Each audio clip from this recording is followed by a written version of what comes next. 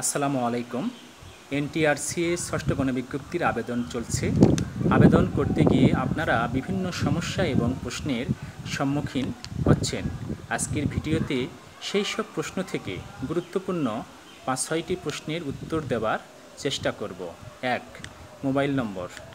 ১৮তম বা ১৭তম শিক্ষক নিবন্ধন পরীক্ষার জন্য আবেদনে যে ফোন নম্বরটি ব্যবহার করেছিলেন, এখন সেই ফোন নম্বরটি কি ব্যবহার করা লাগবে? এর উত্তর হচ্ছে আপনার নামে অর্থাৎ আপনার জাতীয় পরিচয়পত্রের মাধ্যমে যে কয়টি সিম রেজিস্ট্রেশন করা আছে তার মধ্যে যে কোনো একটি ফোন নম্বর আপনি ব্যবহার করতে পারবেন। ২. নারীদের ক্ষেত্রে কোন ঠিকানা ব্যবহার করা সবচাইতে সঠিক হবে? নারীদের ক্ষেত্রে বাবার ঠিকানা অথবা স্বামীর ঠিকানা, আপনাদের কাছে যেটি ভালো মনে হবে আপনারা সেই ঠিকানাটি ব্যবহার করবেন। ৩. কোন ছবি আপলোড দিব? ১৭তম বা ১৮তম নিবন্ধন পরীক্ষার আবেদনে যে ছবিটি আপনারা দিয়েছেন, এখন কি সেই ছবিটি দিতে হবে?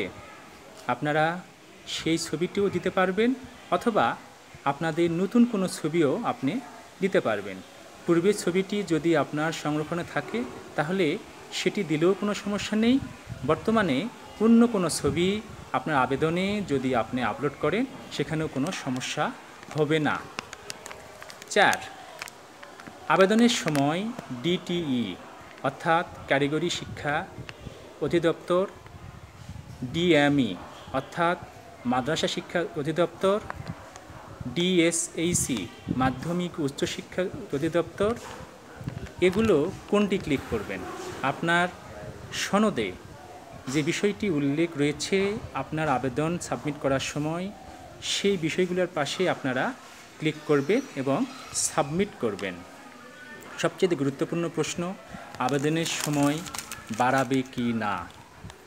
১৮তম শিক্ষক নিবন্ধন পরীক্ষায় যেসব প্রার্থীরা মৌখিক পরীক্ষায় উত্তীর্ণ হতে পারেনি তারা বর্তমানে আন্দোলন করছে।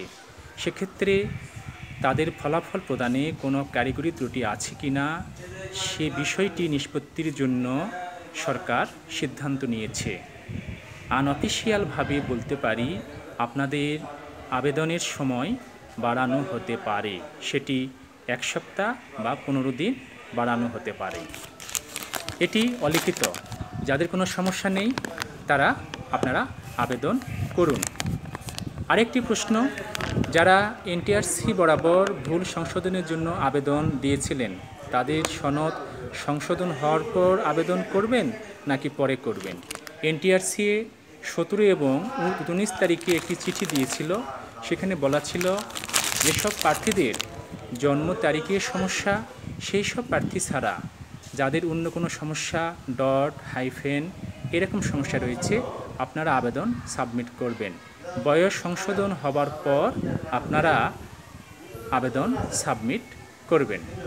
আশা করি আপনারা আপনাদের আবেদন করার সময় গুরুত্বপূর্ণ প্রশ্নগুলোর সঠিক উত্তর পেয়ে গেছেন।